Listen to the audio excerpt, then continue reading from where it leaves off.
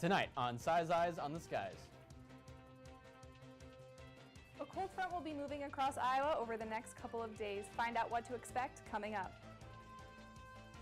Plus, Benji's got your turbulent national forecast coming up later. All that and more on this Thursday, September 27th edition of Si's Eyes on the Skies, starting right now.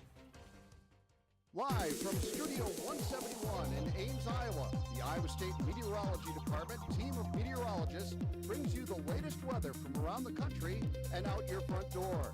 Iowa State's longest-running television program and the only live weather broadcast on campus starts right now. This is Si's Eyes on the Skies. Welcome back to Si's Eyes. I'm now joined by Sara.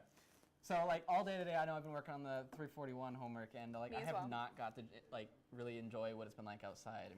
Right. I never leave agronomy anymore because all my classes are in there, but today I did walk to the library, and it was beautiful outside on campus. Yes, it's good to hear that it's finally getting to be nice out. Yeah, but not for long, because tomorrow it's going to cool down. Yeah. Yes, that's what we want to hear. Cooler conditions. It's finally fall, but we're starting to see those fall temperatures, but yeah. And all right. The fall conditions feel nice though, so I'm happy that's finally here. So as I mentioned before, we're starting to finally see those fall temperatures. We're cooling down into tomorrow into the mid-50s, which will bring a lot of scattered showers because the cold front is moving across the state of Iowa this evening. But late next week, we're going to start to see another warm up. But again, we're going to see those fall temperatures shortly thereafter. And I'll have more about that coming up. Well, thank you so much, Sara. Well, on this date in 1959, severe thunderstorms struck parts of eastern and southeastern Iowa for the second consecutive day.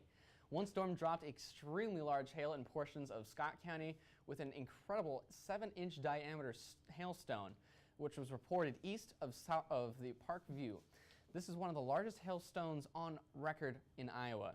Now here's Benji with a look at what's going on around the country. Benji? Thanks, Garrett. We've had a lot of storms off to the east. I'll have more on how damaging they were coming right up.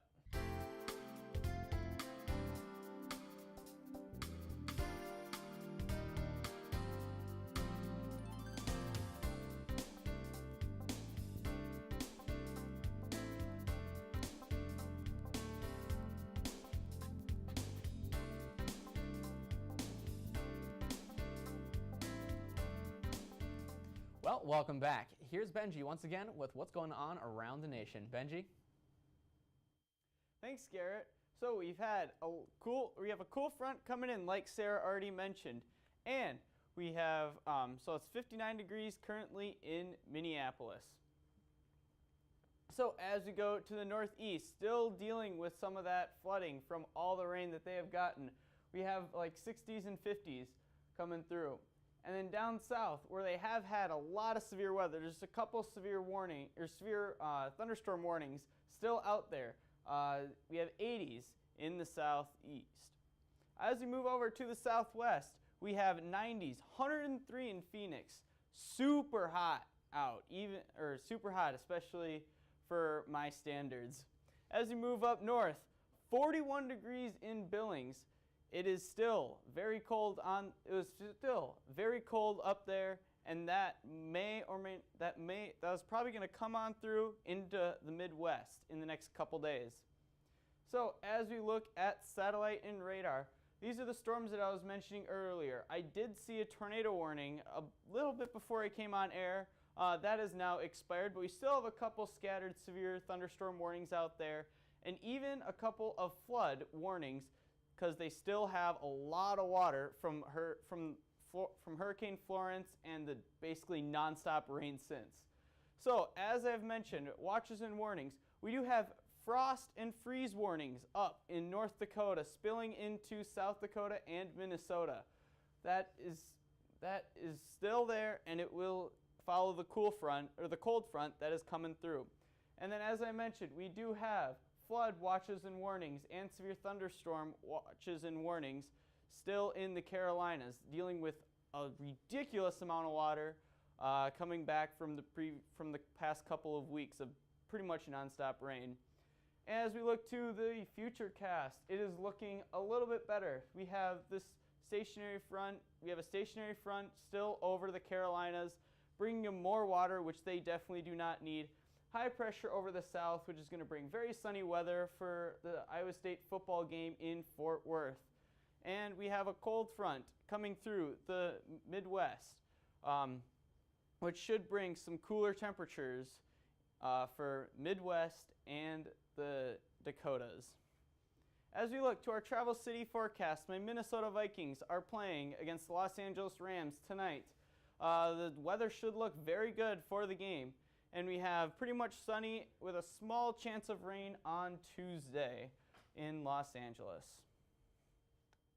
Well, thank you so much, Benji. It looks significantly warmer over in LA. I'm happy that it's a little bit cooler, but let's go ahead and take a quick look at tonight's trivia question. On average, in the United States, what months do we tend to see more snow? Is it A, October and November, B, December through January, C, February through March, or is it D, April through May?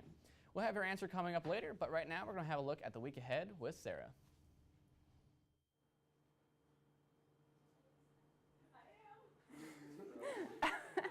Thanks, Garrett. And this is still the trivia question for tonight, so I'll just give you a quick minute to think about that. I believe our computer's frozen right now.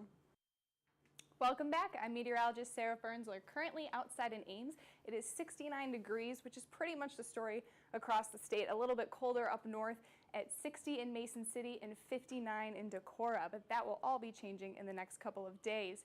In the Midwest, we're going to have a cold front move out here, and as if you can see right here, there's quite the temperature gradient at 58 to 69, and that's where the cold front is currently sitting as it moves across the state in the next day.